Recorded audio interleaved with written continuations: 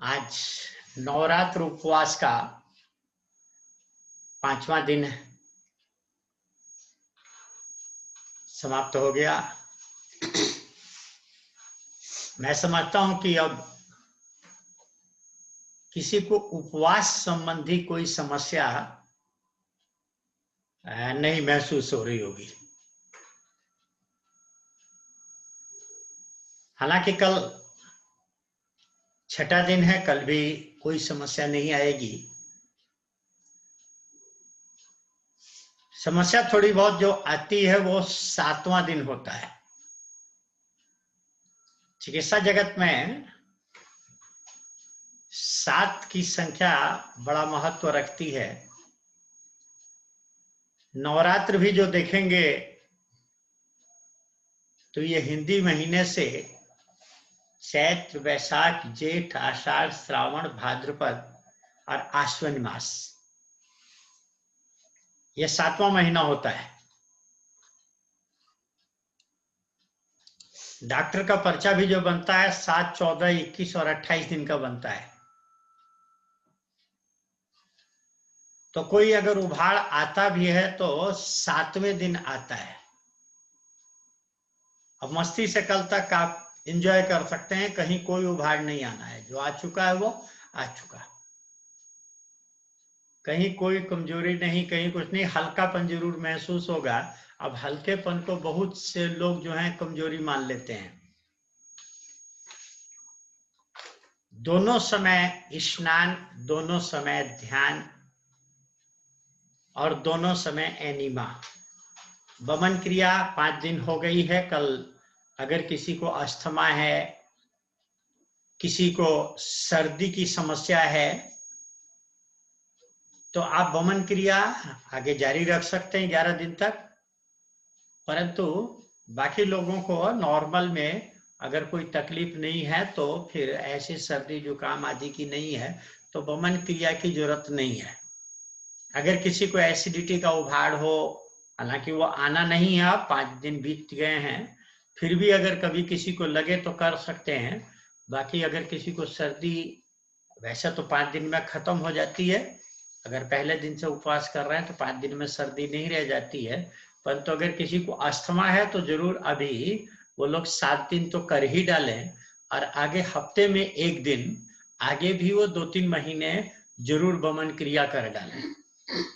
बाकी एनीमा अभी दोनों समय, एक समय गुनगुने पानी का, एक समय सादे पानी का ले सकते हैं।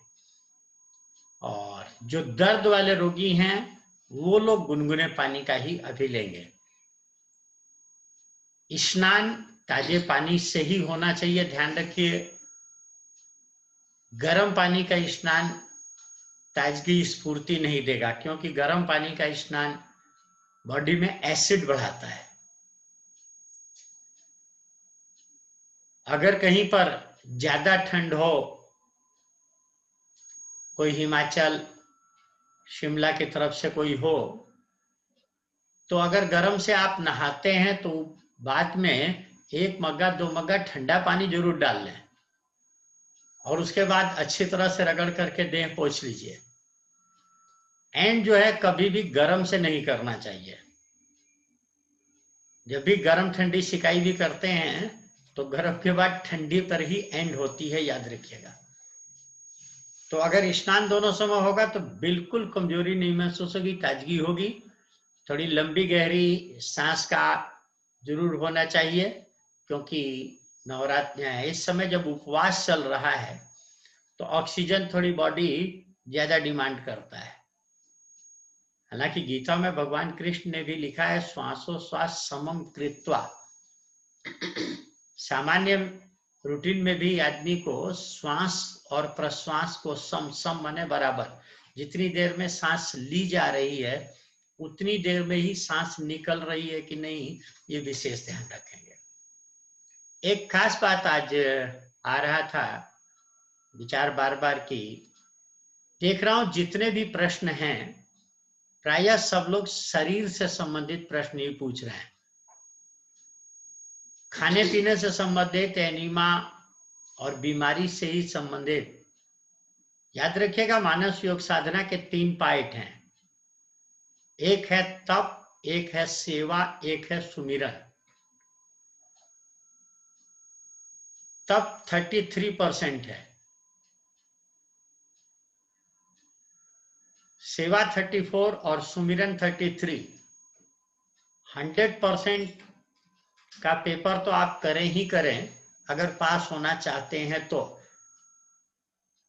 क्योंकि अगर 33% का करके आप 33% मार्क्स चाहेंगे, आजकल हालांकि पासिंग मार्क्स भी 40% कर दिया गया है, तो 33 भी अगर माने तब भी आपको कम से कम 66 का अर्थात 2 या 3 तीनों अटेंड करने चाहिए ताकि पासिंग मार्क्स तो आ सके।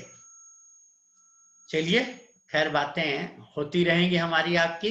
अभी कल और परसों दोनों दिन है चर्चा के लिए। कल सवेरे भी हम लोग सुनेंगे और कल परसों भी सवेरे सुनेंगे।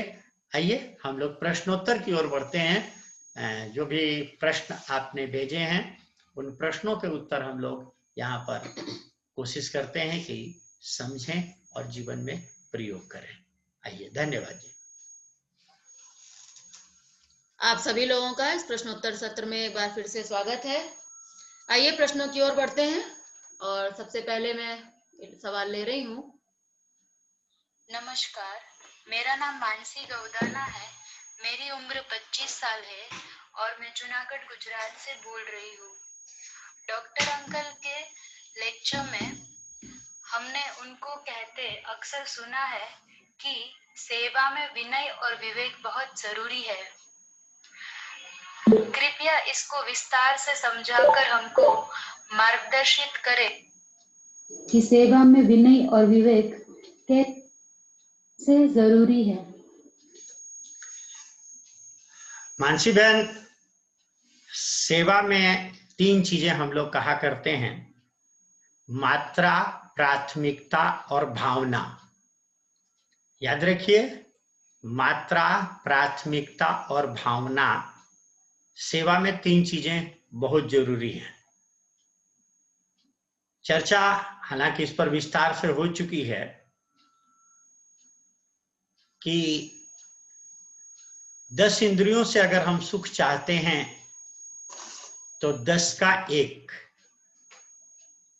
न्यायोपार्जित वित्तस्य दशमांशेन धीयता विनियोगस ईश्वर प्रीत्यर्थ मेवच, ऐसा स्कंद पुराण में आया है। रामायण में लिखा है कि इंद्री द्वार झरोखा नाना, तह तह सुर बैठे करि थाना। हर इंद्री पर, हमारी 5 ज्ञानेंद्री और 5 कर्मेंद्री, इन हर इंद्री का एक देवता है और वो देवता हमारी इंद्रियों की रक्षा करता है, इंद्रियों की विषयों से रक्षा करता है, खास बात है। इसीलिए 10 का 1 न्यायोपार्जित, जो आप कहते हैं ईमानदारी से कमाया है।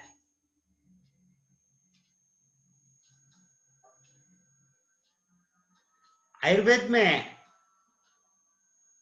चर्चा आई है कि जब बागभट्ट जी के यहां से पढ़कर के विद्यार्थी निकलता था तो एक तोता था, वो प्रश्न किया करता था, कोरु कोरु कोरु। बड़ा सुंदर आचार्य लिखते हैं कि हितभुक, ऋतुभुक, मितभुक। बोले हितभुक जो कल्याणकारी हो वह खाता हो। अब लोग इसकी व्याख्या अलग अलग देते हैं कि वात पित्त कफ के अनुसार अपनी प्रकृति को समझ करके जो खाता हो। परंतु मेरे साथियों, जो बात समझ में आई है, अगर इतना ही आदमी को समझ में आ जाए कि क्या उसके लिए हितकारी है, कौन सी उसकी प्रकृति है, तो वो फिर तो वैद्य ही हो जाएगा। पंतु जी, योगी जी महाराज ने सरल व्याख्या दी जो बिल्कुल सटीक बैठती है जिसको हम लोग बार बार अपने प्रवचनों में कहा करते हैं, बार बार समझाते हुए जिसकी चर्चा करते हैं कि जो सीजनल है, रीजनल है और ओरिजिनल है। सीजनल, रीजनल और ओरिजिनल वही हमारे लिए हितकारी है। प्रकृति जिस ऋतु में जिस स्थान पर जो चीज दे रही है उसको बिना विकृत किए, अर्थात उसके रूप को हम कितना कम बिगाड़ पाते हैं, कितना हम कच्चा खाएं ज्यादा बढ़िया, नहीं हो तो उबाल ले वहां तक, परंतु और तलने भुनने लग जाते हैं, प्रिजर्व करने लग जाते हैं, तो ये रूप बिगाड़ते चले जाते हैं, तो वो हितकारी नहीं रह जाता। बोले हितभुक, परंतु और भी जब गड़बड़ हुई वो हुई ऋतभुक में। ऋतभुक का अर्थ लोग समझ जाते हैं कि ऋतु का है। ऋत शब्द है वहां, ऋतु का नहीं है। और ऋत माने होता है तरीके से कमाया हुआ। तरीके में आप कहें कि हम बड़े ईमानदारी से कमाते हैं, इसमें कोई शक नहीं। आप में से अधिकांश लोग बहुत ईमानदारी से कमाते हैं, न्यायपूर्वक कमाते हैं। परंतु याद रखिएगा, मानस या वेद सभी एक स्वर में कहते हैं कि जो आपने कमाया है वो केवल आपका हिस्सा नहीं है। वेद कहता है ईशावास्यमिदं सर्वम यत्किंच जगत्याम जगत। बोले तेन त्यक्तेन भुंजिता। मेरे साथियों, इसीलिए वेद कहता है कि त्याग पूर्वक भोग करें। रामायण में लिखा कि देवताओं का अगर आपने नहीं दिया तो याद रखिएगा ये न्यायपूर्वक नहीं। पहले पुराने समय में खलिहानों में 12 बटैया होते थे, 12 हिस्से होते थे जहां अनाज तैयार होता था किसान के खेत में। हर इंद्री का हमारे एक देवता है, उसका ईमानदारी से अगर नहीं निकाला तो ये अन्न अभी शुद्ध नहीं हुआ है, ये धन अभी शुद्ध नहीं हुआ है। तो दूसरा ऋतभुक अर्थात जो ईमानदारी से कमाया गया है, जो तरीके से, अर्थात जिसका हिस्सा था उसका हमने दिया, तो ये दशांश जो है ये उसका है। अगर हमारे धन से दशांश नहीं निकला, सेवा नहीं निकली, तो याद रखिएगा अभी ये धन हमारा शुद्ध नहीं हुआ और हमारे लिए कल्याणकारी नहीं होगा। इसीलिए मात्रा बहुत महत्वपूर्ण है। हालांकि वहां आचार्य कहता है कि हितभुक, ऋतभुक तरीके से कमाया हुआ, उसमें से सबका अंश भगवान का, इन देवताओं का निकला हुआ हो। और ऐसा भी जब खाएं तो मितभुक अर्थात मात्रा का बहुत महत्व रखता है। मात्रा का ध्यान रखिए कि अधिक मात्रा में पिया गया अमृत भी अजीर्ण कर सकता है, जबकि निश्चित मात्रा में लिया गया जहर भी आपकी कभी प्राण रक्षा कर सकता है, इसमें कोई शक नहीं है। तो जो मैं निवेदन कर रहा था, खासकर मानसी बहन जो कह रही थी, हम लोग पहली चीज कहते हैं कि मात्रा, दूसरी है प्राथमिकता।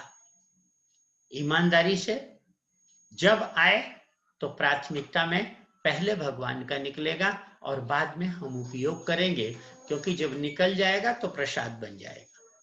और भावना, इसमें खास बात याद रखनी है कि भगवान ने 10 दिया था, तब हम 1 निकाल रहे हैं। उसकी इंद्रियों से ही हमने कमाया था। आंख, नाक, कान, मुंह, शक्ति जो भी दी थी बोलने की, काम करने की, उसी ने दी थी। 100% उसका होता है, परंतु हम 10 निकाल रहे हैं। इसीलिए शास्त्र कहते हैं त्वदीयम वस्तु गोविंदम तुभ्यमेव समर्पितम। ठीक है, आप जो बात कह रही हैं कि विनम्रता, ये बिल्कुल, परंतु ये तभी जब खूब दिमाग में खूब समझा जाए कि किस लिए निकाल रहे हैं। तो ये कि त्वदीयम वस्तु गोविंदम, आपने प्रभु बहुत दिया था, कृतज्ञता पूर्वक 10% निकाला जाना चाहिए। हम देकर के कोई एहसान नहीं कर रहे हैं, मालिक ने बहुत दिया है, बहुत दिया है, इसीलिए हमें कुछ, ईश हमें देते हैं सब कुछ, हम भी तो कुछ देना सीखें। जो कुछ हमें मिला है प्रभु से, वितरण उसका करना सीखें। तो अगर ये भावना आपके दिमाग में है तो स्वाभाविक है कि देने में अहंकार नहीं आने पाएगा। बाकी हम इसीलिए शब्दों का चयन, क्योंकि पूज्य योगी जी महाराज ने जो शब्द दिए उन शब्दों को हम लोग नहीं बदल सकते हैं। पूज्य योगी जी महाराज ने 3 शब्द दिए थे, मात्रा, प्राथमिकता और भावना। आइए हम लोग अगले प्रश्न की ओर बढ़ते हैं। धन्यवाद डॉक्टर साहब। इसमें एक प्रश्न, थोड़ी शंका ये भी है कि मात्रा, प्राथमिकता, भाव तो बहुत बढ़िया है, लेकिन फिर इसको विवेकपूर्ण सेवा क्यों कहते हैं? विवेकपूर्ण का मतलब क्या है? विवेकपूर्ण इसीलिए कहा जा रहा है कि सेवा तो दुनिया करती है, बिना दिए रह नहीं सकते हैं। आप अगर इस सृष्टि में हैं तो दिए बिना आप रह ही नहीं सकते हैं। प्रकृति एक दिन आपको नहीं रहने देगी। हम धरती पर इसीलिए जिंदा हैं क्योंकि हम देते हैं। अब ये बात दूसरी है कि हम किसको देते हैं। जो कुछ कमा करके लाते हैं वो जिसको हमने अपना मान लिया। हालांकि धन का उपयोग, याद रखिएगा, धन का उपयोग केवल और केवल परमात्मा के अलावा दूसरा कर ही नहीं सकता। लक्ष्मी तो भगवान की ही है, लक्ष्मी दूसरे की हो ही नहीं सकती है प्रभु के अलावा। अब यह है कि भगवान 2 रूपों में, एक निकटस्थ जो हमारे रिश्तेदार, माता पिता, भाई बहन, पति पत्नी, बच्चे, इन रूपों में आए हैं, और एक जो सर्वव्यापक है, सबके अंदर बैठे हुए। तो हमें ध्यान रखना पड़ेगा कि दोनों की सेवा होनी चाहिए। ये नहीं कि जो कमा के लाए सब इन्हीं के ऊपर लगा दिया। तो इसीलिए 2 भाग होने चाहिए, एक जो भगवान नजदीक आए हैं रिश्तेदारों के रूप में, और एक जो सर्वव्यापक है, सब जगह सर्वव्यापक, सबके अंदर बैठे हुए हैं। सर्वव्यापक शब्द गलत, सबके अंदर जो बैठे हुए हैं, उस भगवान की सेवा के लिए 10%।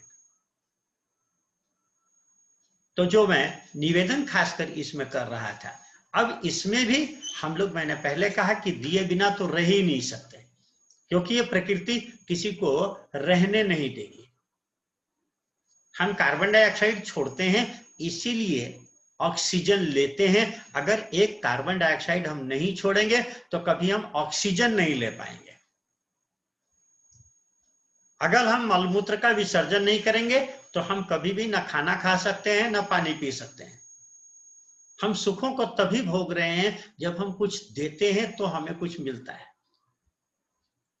परंतु हम जो खराब चीज ये तो आसानी से छोड़ देते हैं, परंतु जो खराब चीज छोड़ते हैं और हमारा जीवन मिलता है, हम भूल जाते हैं कि अगर जिंदगी में बहुत अच्छा चाहिए तो हमें जिन्हें हम अच्छा मानते हैं, जो चीजें हम बहुत कीमती मानते हैं, उनको भी तो छोड़ना पड़ेगा।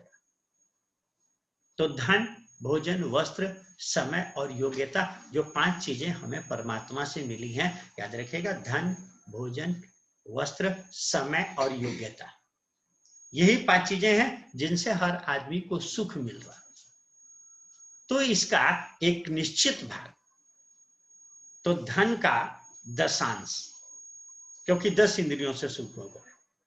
भोजन का 1/4, क्योंकि 4 तरह का भोजन बार बार चर्चा आ रही, पत्रम, पुष्पम, फलम, तोयम। ये आकाश तत्व किसी चीज में नहीं मिलता है, इसीलिए भोजन का 1/4।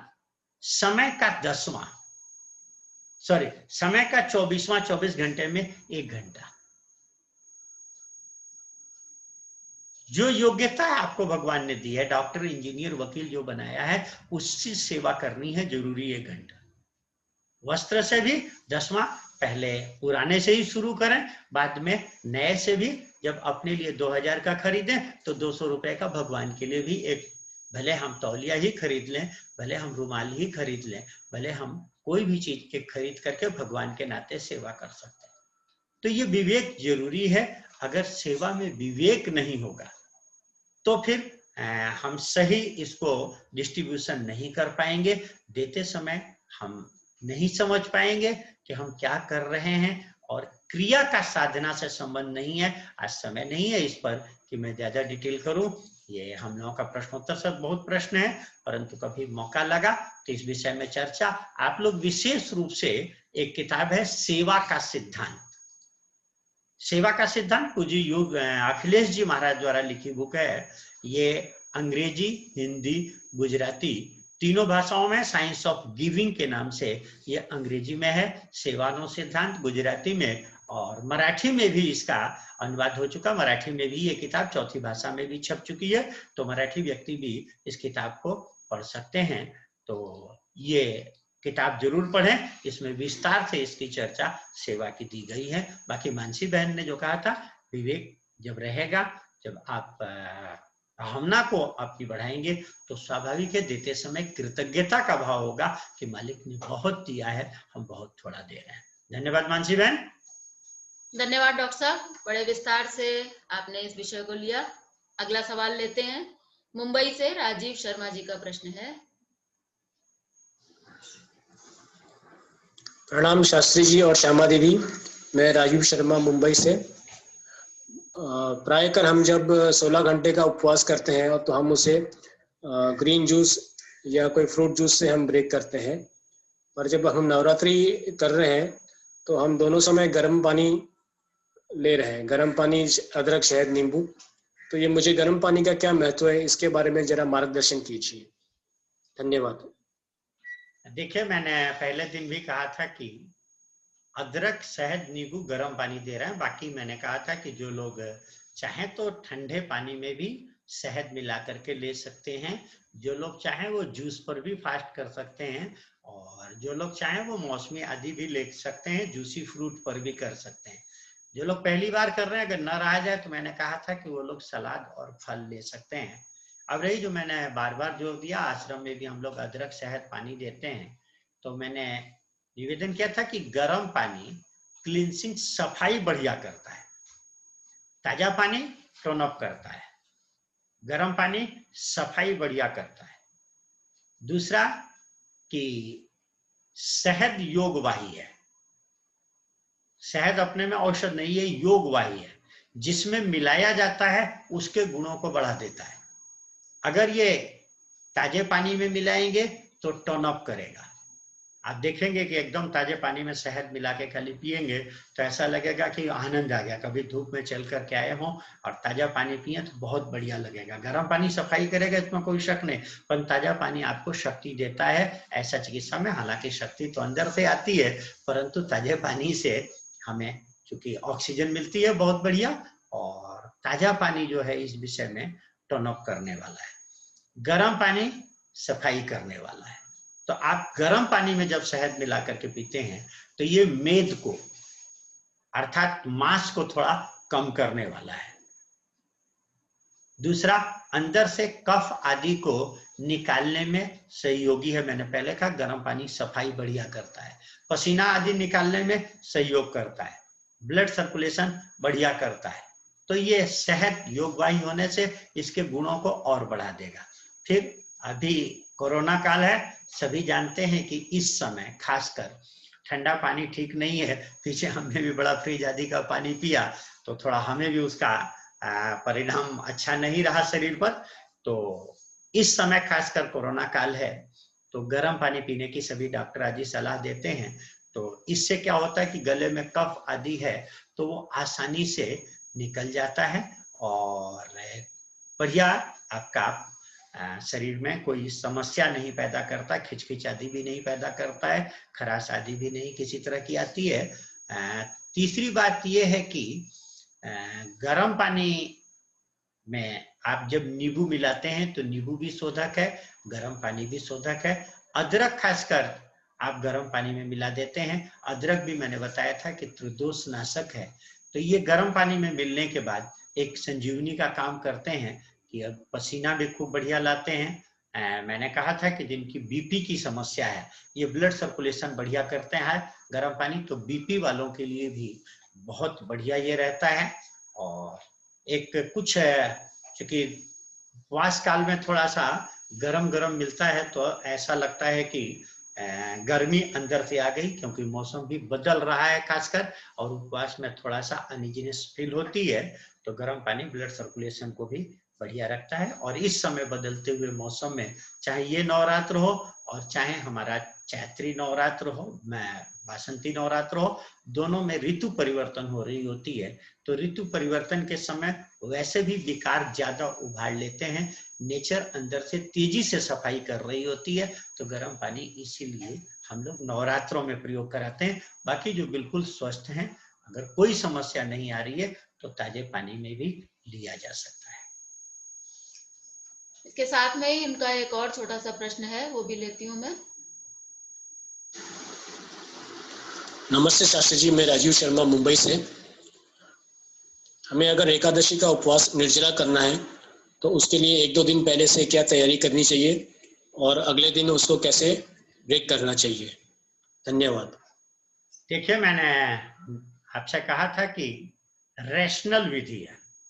अगर निर्जला करना है तो आप कोशिश कीजिए कि 10वीं के दिन आप दिन में फल सलाद और रात को केवल सब्जी ले लीजिए। सब्जी में भी खाली आलू की सब्जी नहीं, सूखी सब्जी नहीं, हरी सब्जी जरूर होनी चाहिए, रसे वाली, ताकि अगले दिन अल्कलाइन इस दिन रहेगा तो अगले दिन आपको एसिड आदि का उभार नहीं होगा। और 10वीं के दिन एनीमा और बमन जरूर किया जाए। बाकी एकादशी को निर्जला आप कर सकते हैं। आपसे मतलब राजीव जी, आप मत करिएगा, निर्जला करने की कोशिश भी अभी मत करिएगा। आपसे मतलब जो लोग जनरल तौर पे कह रहे हैं, अभी राजीव जी के लिए निर्जला ठीक नहीं है, क्योंकि आप किडनी पेशेंट हैं, याद रखिएगा। तो कोई भी व्यक्ति 10वीं के दिन एनीमा बमन आदि करे, दिन में फल सलाद जो लेते हैं हम लोग, और रात को बढ़िया सब्जियां लेकर के रहें। ध्यान रखिए कि द्वादशी के दिन, मैंने पहले दिन भी कहा था, उपवास ब्रेक करते समय जितने दिन का उपवास किया है उसका हाफ अनाज नहीं लेंगे और उतने दिन पर ही पूर्ण भोजन पर आएंगे।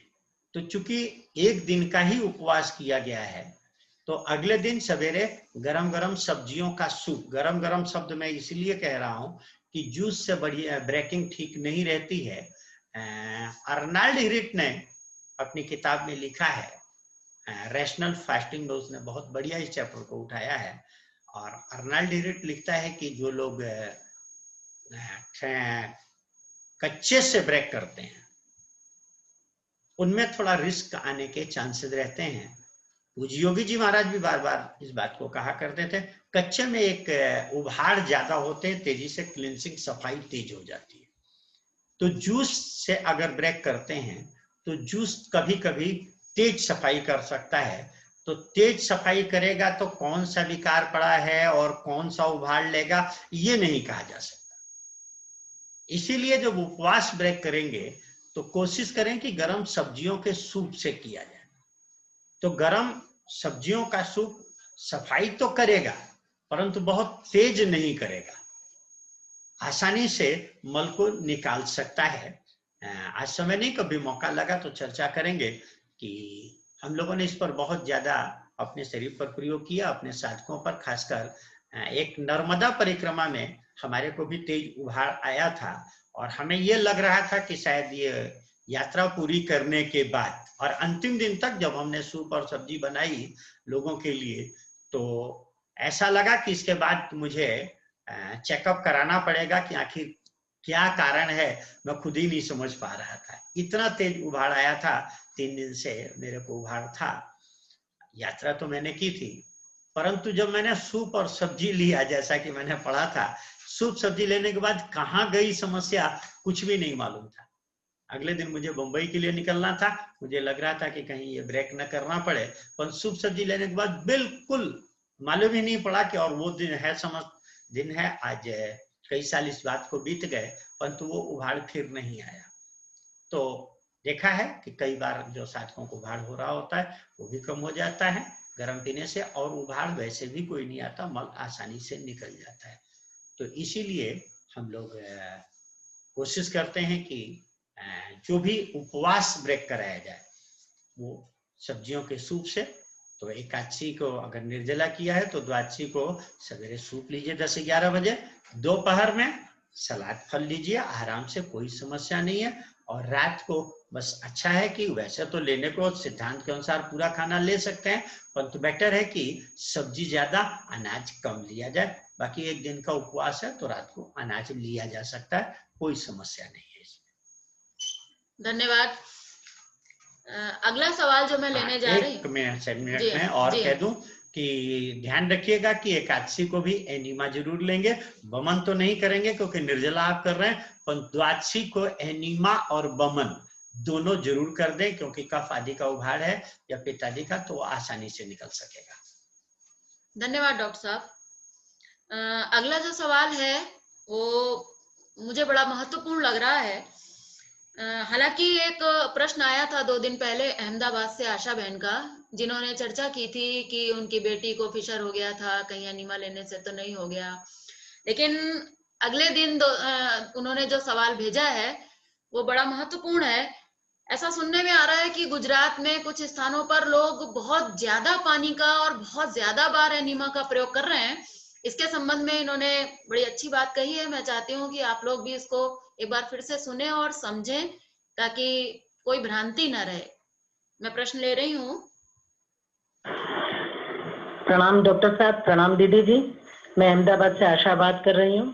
डॉक्टर साहब, कल आपने एनिमा और फिशर के बहुत सारे डाउट्स हमारे क्लियर किए, और फिशर जो मैंने जानवी मेरी बेटी के बारे में बताया था, आपने बहुत अच्छे से समझाया सर। मैं उनका तुलादान जरूर कर दूंगी। सर, एक चीज ये पूछनी थी कि अहमदाबाद में ऐसा समझाया जाता है, आप इनिशियल स्टेज मतलब कहीं शुरुआत करते हो तो 1.5 लीटर का 2 बार ऐसा 3 टाइम दिन में लेना है, मतलब 9 लीटर का एनिमा हो जाता है सर। तो कल जो बताया आपने मिनरल्स और सब चले जाते हैं, वो थोड़ा मुझे भी डाउट हुआ कि शायद इसकी वजह से फिशर का इरिटेशन हुआ हो, ऐसा भी हो सकता है।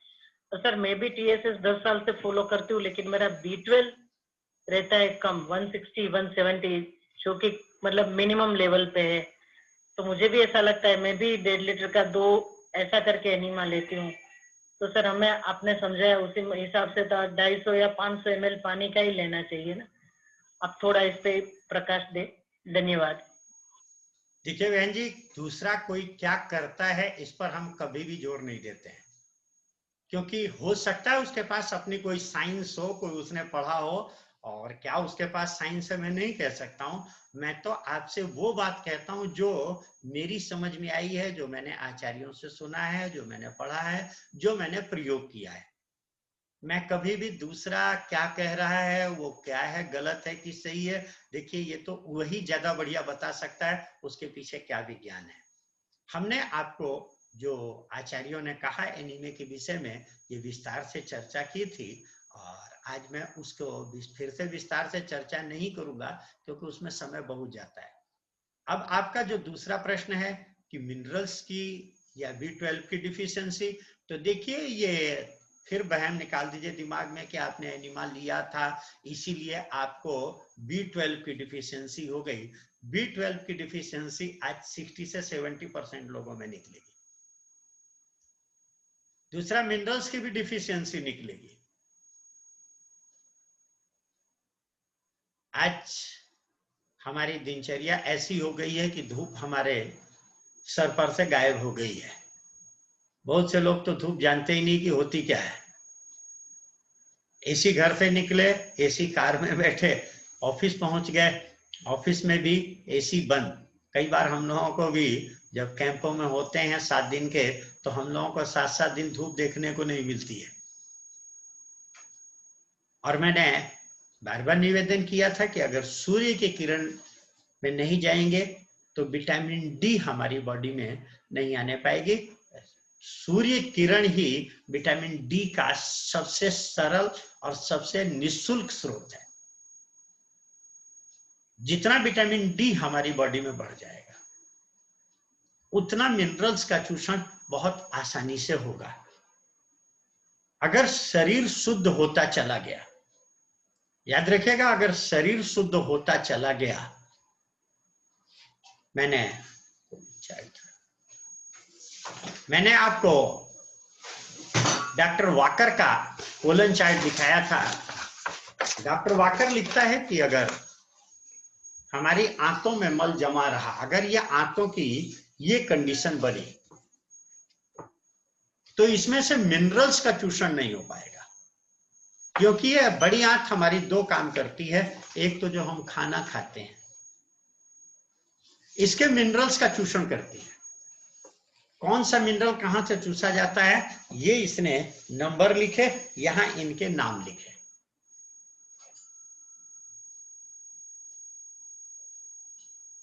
आज हमारी आंतों की ये दशा हो गई है। ये डॉक्टर कहता है be conscious before you eat, खाने से पहले सावधान हो जाओ, कहीं आंतों की दुर्दशा तो नहीं करने जा रहे।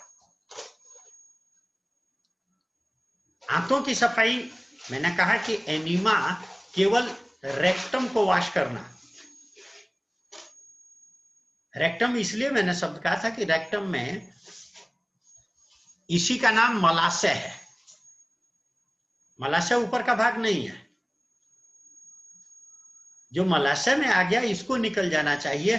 फिर आपने अगर इसको निकाल दिया, केवल मलाशय को आपने साफ कर दिया, तो ऊपर का जो माल है वो तो अपने आप आएगा। भाई नीचे की सफाई कर दीजिए। नाली जो है, अगर नाली का लास्ट भाग अगर साफ रहेगा तो पीछे का माल तो अपने आप आता रहेगा। नाली जब आगे चौक हो जाती है तब माल रुकना शुरू हो जाता है, गंदगी रुकनी शुरू हो जाती है प्रमुख रूप से। तो अगर इसकी सफाई हम कर देंगे तो स्वाभाविक है कि ये अपने आप आना शुरू हो जाएगा। दूसरा, भोजन में बी कॉन्शियस। भोजन में अगर हमारे 80% सब्जियां और 20% अनाज हुआ तो ऑटोमेटिक हमारे शरीर में मल नहीं रुकने पाएगा। धीरे धीरे धीरे धीरे हमारी आंत अपने आप साफ होती रहेगी। आप खाली एनीमिया का पानी डाल करके समझते हैं कि एनीमिया के पानी से पेट साफ हो जाएगा, तो ये वहम पाल रहे हैं हम लोग।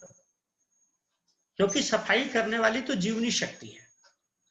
अब जिसको वो तोड़ करके ले आई है नीचे, अब उसको निकालने में सहयोग कर सकता है कि हम पानी डालें, आसानी से निकल जाएगा, क्योंकि हमें प्रेशर नहीं बनता है जब तक भर नहीं जाता। हमारी आदत पड़ी हुई है।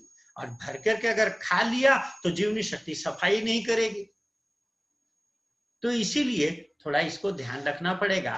तो एक तो आंतों की सफाई रहे, इसके लिए हमें खाने में अधिक से अधिक सब्जियों की मात्रा, फलों की मात्रा बढ़ानी है। जितने फल और सब्जियां बढ़ जाएंगी, अधिक से अधिक का मतलब 80% जो हम खा रहे हैं उसमें 80% फल और सब्जियां होनी चाहिए। दूसरी बात है कि रोज सवेरे, जिनको B12 आदि की डिफिशियंसी आ रही, मिनरल्स की, रोज सवेरे थोड़ी देर धूप में जरूर बैठे।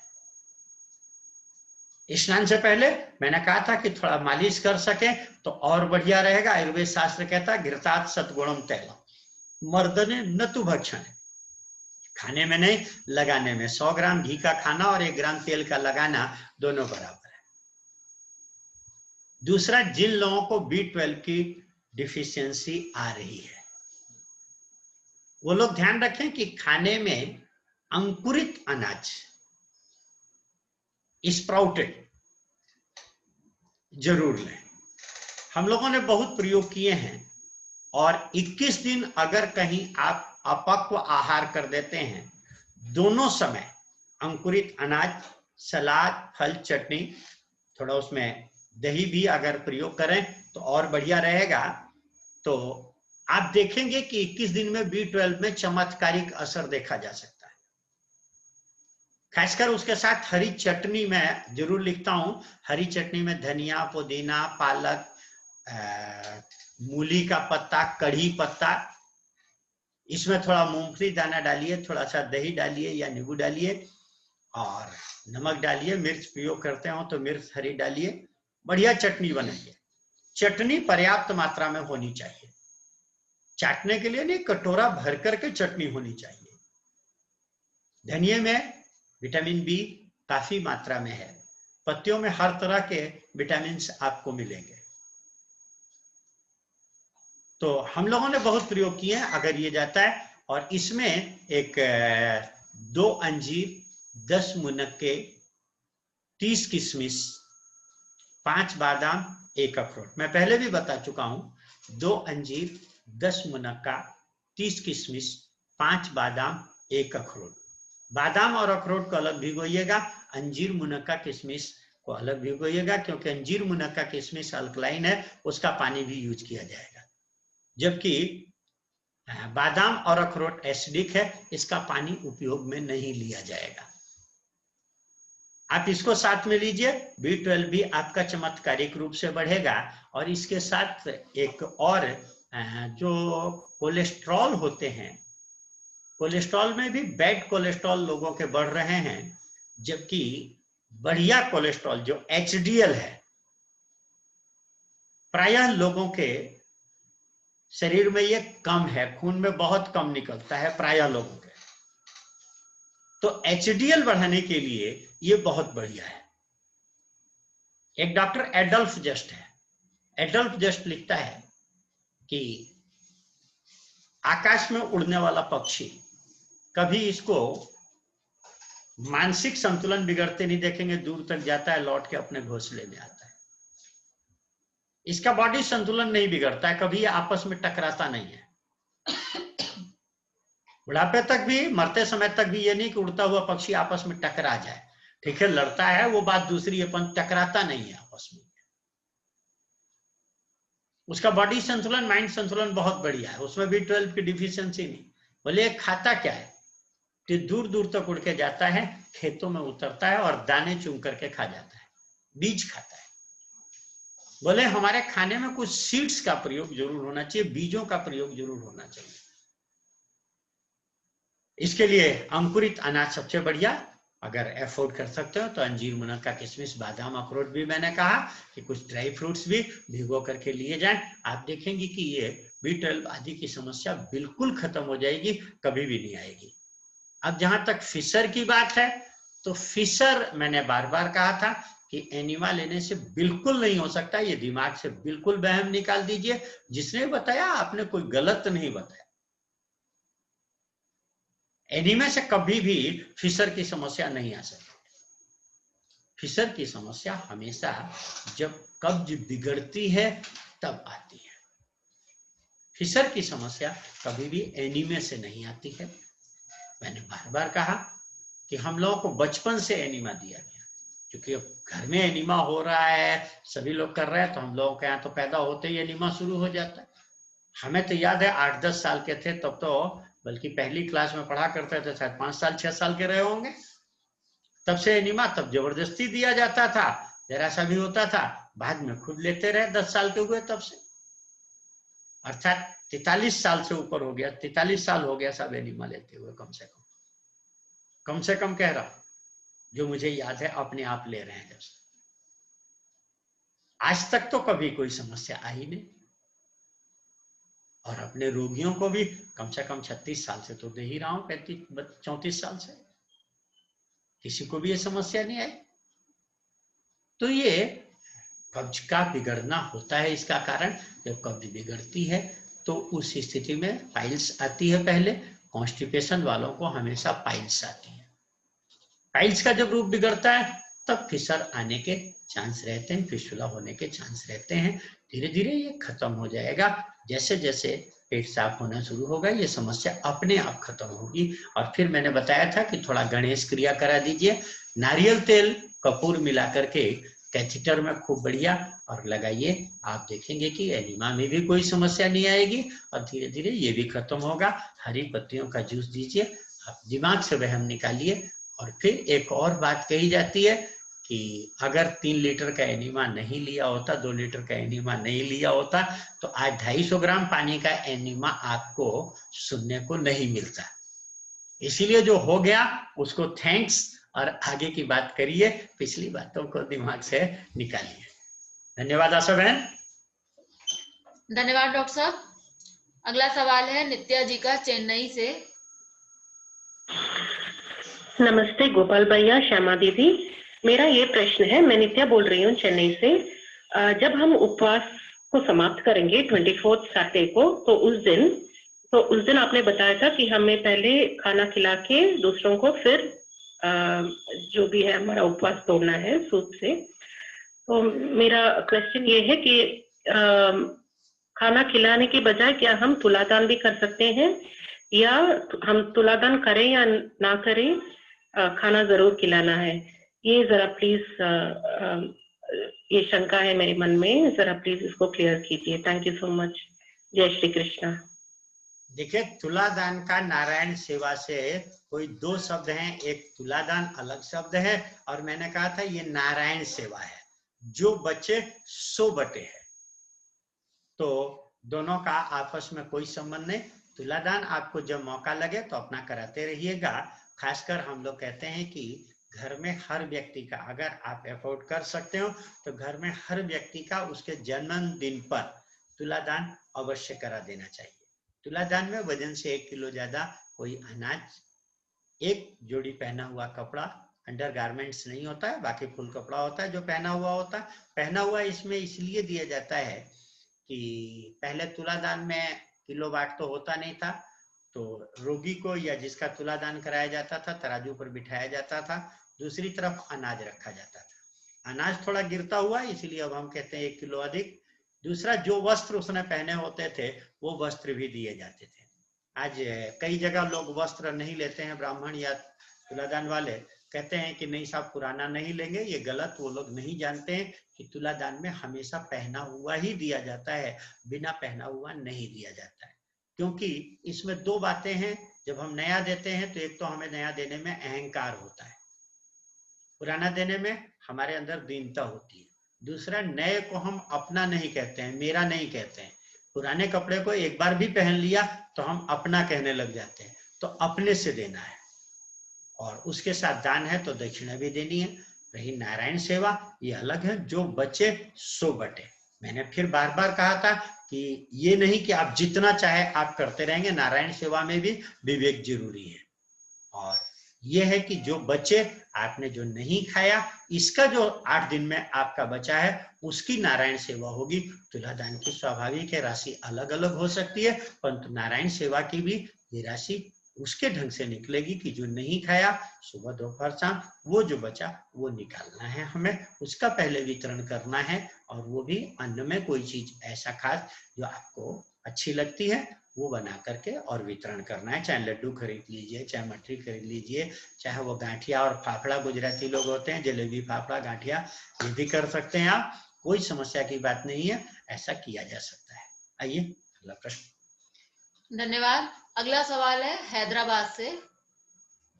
डॉक्टर साहब नमस्कार, हैदराबाद से मैं संध्या जैन बात कर रही हूँ। मेरी एज 60 इयर्स है। मैं किडनी की पेशेंट हूँ। इस समय मेरा क्रिएटिन 6 है और यूरिया 92 है। मैं आपका शिविर दिल्ली का और जनवरी हैदराबाद का कर चुकी हूँ और डॉक्टर के बताए अनुसार पूरा फॉलो कर रही हूँ। नवरात्रि का उपवास दिन में जूस और शाम में सलाद लेकर कर रही हूँ और मेडिसिन भी ले रही हूँ। क्या मेरे लिए सही है और कितने दिन का उपवास करूं? प्लीज मार्गदर्शन करिए, धन्यवाद। देखिए, ये नवरात्र उपवास है, ये तो परसों तक ही रहेगा। आपको 24 तारीख को सभी लोग नवरात्र का तो ब्रेक करेंगे ही करेंगे।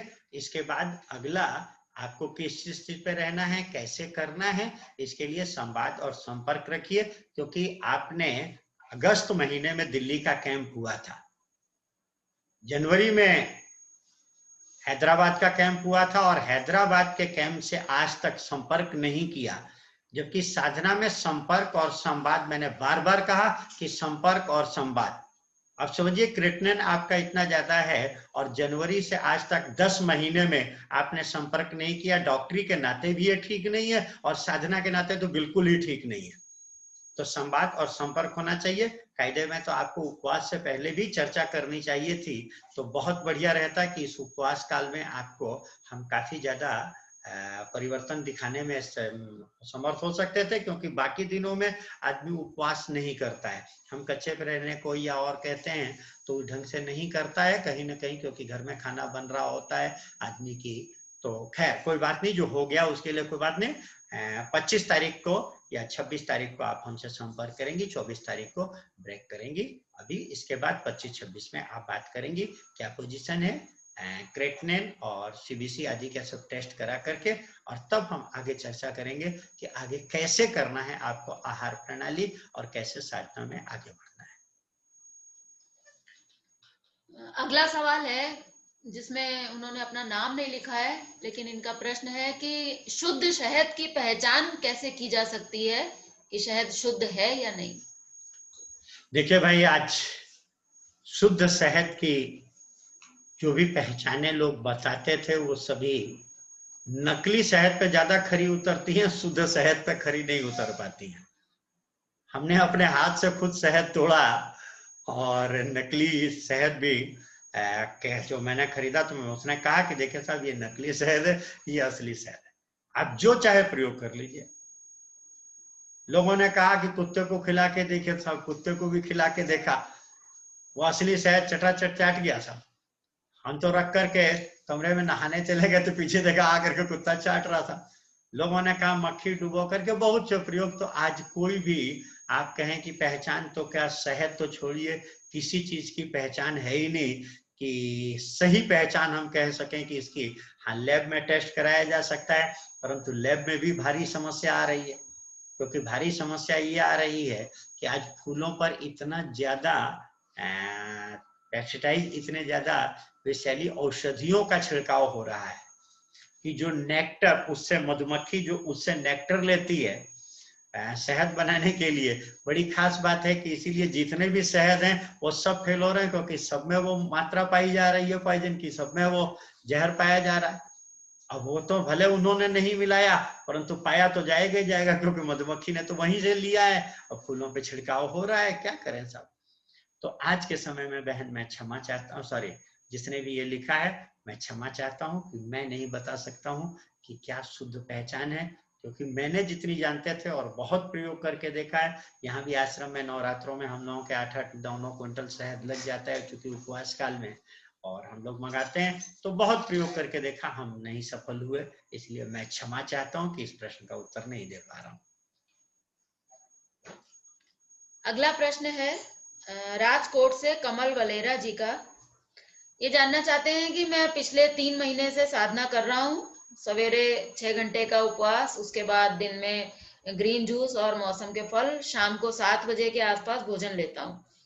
इनकी समस्या है कि वजन ज्यादा कम हो रहा है, 90 किलो से 78 किलो हो गया है और अभी भी घट रहा है, लेकिन बीपी, कोलेस्ट्रॉल इत्यादि जो कुछ इनका प्रॉब्लम थी वो प्रॉब्लम सभी सॉल्व हो चुकी हैं।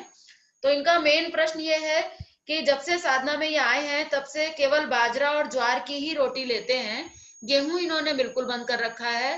तो क्या ऐसे ही चलना चाहिए ज्वार और बाजरा पर ही, या गेहूं का भी थोड़ा प्रयोग शरीर के लिए जरूरी है? देखिए, साधना के 3 अंग हैं, मैंने बार बार कहा, एक है तप, एक है सेवा, एक है सुमिरन। अगर सेवा और सुमिरन नहीं चली तो कुछ भी हो सकता है। कुछ भी शब्द मैं इसलिए कह रहा हूं कि आपको जो मौज आनी चाहिए, जब तक आप सुख नहीं फेंकेंगे, आपने दुख अपनाया, दिन का खाना छोड़ा, तो उस खाने का आपने किया क्या? आप फल सलाद पे रहे, खाना छोड़ा, तो आखिर खाने का हुआ क्या? बचा के रख लिया था। दुख अपनाने से दुख भाग जाएगा, इसमें कोई शक नहीं है, परंतु याद रखिएगा सुख नहीं आने पाएगा।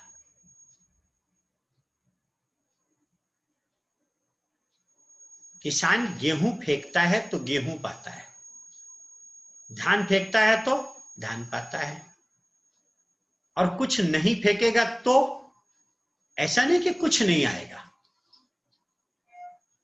कुछ नहीं फेंकेगा तो खेत में घास उगाएगी। आप लाइट जलाते हैं तो लाइट आती है, और लाइट नहीं जलाएंगे तो अंधेरा अपने आप आ जाएगा जीवन में। याद रखिएगा, बिना सुख फेंके जीवन में सुखी नहीं हो पाएंगे। इसीलिए पहला काम करना है हमें कि वो सुख फेंकने से शुरू करना है, अर्थात ईमानदारी से एक डब्बा बनाना है, लिखना है भगवान का डिब्बा। किसको दे, ये आपकी जहां मर्जी हो वहां दे सकते हैं। जहां मर्जी शब्द इसलिए मैं कह रहा हूं कि जब आप समझेंगे सिद्धांत को देने की, और जहां से आपको प्रेरणा आए, लगे कि नहीं साहब यहां भगवान है, जहां भगवान दिखाई दे, आपको सिद्धांत समझ में आ जाए भगवान नहीं दिखाई दे रहा, तो जो प्रकाश का केंद्र है, आपको जहां से लगता है कि जीवन का प्रकाश आया है वहां आप दे सकते हैं। ये नहीं कि आपको देना कहाँ है। तुलादान में तो मैंने बताया कि कहाँ देना है आपको, पर दशांश कहाँ देना है ये अभी भगवान का पैसा है, भगवान को देना है। परंतु नहीं दे ये ठीक नहीं है, निकालना बहुत जरूरी है। 2 महीने निकालिए, 2 महीने बाद चर्चा कर लीजिए कि कहाँ देना है। हम जो समझे हैं हम आपको बताने की कोशिश करेंगे, समझाने की कोशिश करेंगे। बाकी आपकी मर्जी है कहाँ दें, परंतु नहीं दे ये ठीक नहीं। ईमानदारी से पहला काम होना चाहिए, एक डिब्बा बनना चाहिए। हम बेईमानी आज से बंद करें। ईमानदारी से जो हमारे पास है 9 हमारा और 1 भगवान का, ईमानदारी से निकालें। खाने बैठे 1/4 भगवान का निकलना चाहिए। आज देखें कि हमने कौन से कपड़े 3 साल से नहीं उपयोग किए, वो कपड़े आज कम से कम 1 तो निकालें। धीरे धीरे देखें कि जो कपड़े आप यूज नहीं कर रहे हैं, जो मन नहीं करता है, कि अच्छा नहीं लगता है, खरीद लिया ठीक है जी, पहन लिया, निकालें। घर में जो चीजें आपकी अनुपयोगी पड़ी हैं, जो उपयोग नहीं कर रहे हैं, निकालें। ऐसे ही धन, भोजन, वस्त्र, समय, योग्यता, मैंने 5 चीजों से कहा, ईमानदारी से निकलना चाहिए। इससे आप देखेंगे कि मौज अंदर से आएगी। आपने रसगुल्ला के मन है, आपने रसगुल्ले का वितरण कर दिया, अब खाते हैं तो 2 बातें होती हैं। एक तो रसगुल्ला प्रसाद हो गया, प्रसाद कभी नुकसान नहीं करेगा। दूसरा, थोड़े में तृप्ति आएगी। और अगर भोजन में तृप्ति नहीं आ रही, भोजन खाने में मजा नहीं आ रहा है, तो याद रखिएगा कि फिर वजन तो घटेगा ही घटेगा। अगर भोजन में आनंद नहीं आया तो वजन तो घटना ही घटना तेजी से। इसलिए आनंद आना चाहिए, और वो तब होगा जब प्रसाद बना लेंगे भगवान के भोजन का। तुम्हें निवेदित भोजन करें, प्रभु प्रसाद पट भूषण धरें। अयोध्या वासियों की साधना आई तो उसमें लिखा, तुम्हें निवेदित भोजन करें है प्रभु, जो तुम्हें खिला करके खाता हो। प्रभु प्रसाद पट भूषण दे रहे, पट माने कपड़े और भूषण माने ज्वेलरी। इसीलिए वितरण का पहला काम कीजिए कि एक डब्बा बनाइए और ये ईमानदारी से सेवा का प्रयोग करिए। सेवानो सिद्धांत गुजराती पुस्तक है, आपको आसानी से मिल जाएगी। दूसरी बात है कि शक्ति का जागरण ध्यान और गहरी नींद में होना है। मैंने कहा था गहरी नींद में स्वास्थ्य और शक्ति आएगी, परंतु आनंद, ज्ञान, प्रेम नहीं आने पाएगा जब रीढ़ की हड्डी इस अवस्था में हो। इसीलिए 2 बार ध्यान कंपलसरी रूप से आपको करना है, अनिवार्य रूप से 2 बार ध्यान करना ही करना है, जो भी साधना में आगे चल रहा है। मैं इसीलिए कह रहा हूं कि याद रखिएगा, अगर ये दोनों चीजें नहीं चली तो रिजल्ट नहीं आएगा। हमने बहुत प्रयोग करके देखे हैं, बहुत प्रयोग करके देखे, इसीलिए आज इतने दावे के साथ आपसे कह रहा हूं। रिजल्ट आएगा भी तो बहुत टेम्परेरी होगा। आप कहेंगे कि डॉक्टर साहब जो आप बता रहे हैं सब कर रहे हैं, अब जो बता रहे हैं वो सब कर रहे हैं, तो आप खाना पीना तो बता देते हैं, एनिमा और वमन तो बता देते हैं, पर भगवान का डब्बा बना कि नहीं बना, भगवान का ईमानदारी से 5 चीजों से निकल रही है कि नहीं। अगर करते भी हैं तो कुछ लोग खाली दशांश निकाल देते हैं, पैसे से निकाल देते हैं, धन, भोजन, वस्त्र, समय, योग्यता से नहीं निकालते हैं। इसीलिए 5 चीज से निकलना चाहिए। ध्यान 2 बार कंपलसरी रूप से होना चाहिए।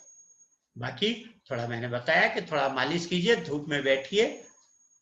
और रही कि गेहूं बिल्कुल जरूरी नहीं है, गेहूं बल्कि एसिडिक है। ज्वार बाजरा अल्कलाइन, काफी अल्कलाइन कहलाते हैं, इनमें है तो एसिड पर बहुत कम मात्रा में, बहुत बढ़िया रहेगा। ज्वार बाजरे की रोटी खाइए, परंतु अगर रुचिकर नहीं लग रही है, अगर रुचिकर लग रहा है ज्वार बाजरा, बहुत बढ़िया खाइए। रुचिकर नहीं लग रहा तो कोई बात नहीं, आप गेहूं की रोटी ले सकते हैं। मात्रा को बहुत कम रखिएगा, सब्जियों की मात्रा ज्यादा हो। और हम तो अक्सर हंसी में कह दिया करते हैं कि क्या सादी रोटी का खाना जी, बढ़िया स्टफ, कभी आलू का पराठा, कभी प्याज का पराठा, कभी गोभी का पराठा, कभी मूली का पराठा, कभी गाजर का, भर करके पराठा, मतलब वो ठेपला नहीं, गुजराती ठेपला नहीं कह रहा हूँ कि उसमें जरा सा आटे में डाल दिया, उसके अंदर भर करके पंजाबी पराठा जिसमें स्टफिंग ज्यादा हो और तेल भी जरा कम लगाइएगा। बाकी आप आराम से लीजिए, बिल्कुल समस्या नहीं आएगी। फिर भी अगर आपका है तो कभी व्यक्तिगत चर्चा कर लीजिए, फोन पर हमसे बात कर सकते हैं, उसमें अपनी फोटो भेज दीजिए, अपनी समस्याएं लिख करके और क्या कर रहे हैं वो भी लिख के भेजेंगे, तो हम आगे बढ़िया गाइड कर सकेंगे। और बहुत बढ़िया, अभी 25 तक तो चला लीजिए, 24 तक, 25 के बाद हमसे बात कीजिए, ताकि मैं उस समय का डाइट प्लान आपका क्या हो, क्या उभाड़ आए हैं, नवरात्रि के बाद क्या रिजल्ट रहे, उसके बाद हम आपको गाइड कर देते हैं। कोई समस्या नहीं, आपकी हाइट के अनुसार आपका जो वजन होना चाहिए वो रहेगा, और आप बहुत आनंद महसूस करेंगे। दैहिक दैविक भौतिकता पा, राम राज्य नहीं काहू व्यापा। शरीर की बीमारियां तो बहुत छोटी चीज है, खास बात है कि जीवन में मस्ती आनंद आना चाहिए, और वो इस साधना से आपको आएगा। बिल्कुल निसंकोच, आप बिल्कुल बेफिक्र रहिए, आप जुड़े हैं, आप इस साधना से अगर हम लोगों से जुड़े हैं तो ये परिणाम तो आना ही आना है। योगी जी महाराज हृदय नारायण योगी जी महाराज, जिन्होंने इस साधना को दिया प्रमुख रूप से हम लोगों को, उनको उनके गुरु जी ने दिया। वो तो कहा करते थे कि प्रयोग करो और 3 महीने में अगर तुम्हारी जिंदगी में रिजल्ट ना आए, तीनों चीजों में 3 महीने में रिजल्ट ना आए, तो ऐसे हाथ रख करके कहते थे कि नरेटी दबा लूंगा। नरेटी हम लोग गले में कहते हैं, ये गला दबा लूंगा। योगी जी महाराज कहते थे कि अगर 3 महीने में रिजल्ट नहीं आया तो, पर शर्त है कि समझ करके प्रयोग करिए और ईमानदारी से प्रयोग करिए। भगवान सबको शक्ति दे कि कर सकें। बाकी जो प्रश्न रहे हैं कल हम लोग फिर से एक बार चर्चा करेंगे। आपके प्रश्न अधिक से अधिक आए, आप लोग अधिक से अधिक लोग जुड़े। ये लोग जो सोचते हैं बहुत से लोग कि बाद में यूट्यूब पे आदि देख लेंगे, तो देखिए लाइव का मजा अपना है और यूट्यूब का मजा अपना है। ठीक है, भूल गए तो चलिए वहां फिर से देख लेंगे, तो ये तो हो सकता है। बाकी सामने का मजा अच्छा रहता है कि हम भी आप लोगों को देख लेते हैं, हमें भी बड़ा अच्छा लगता है। मैं सच बताता हूँ, मेरे अंदर से तो यही रहता है कि मैं आप लोगों से कैसे जल्दी से जल्दी मिलूं सामने बैठ करके। परंतु इस बार नवरात्रों में देखा कि यह संभव नहीं था, क्योंकि हमारे खासकर अभी त्योहारों की सीजन होने से ट्रेनें बहुत चली हैं, भीड़ मार्केट में बहुत उतर रही है, तो ये लगा कि सबको रिस्क क्यों डाला जाए,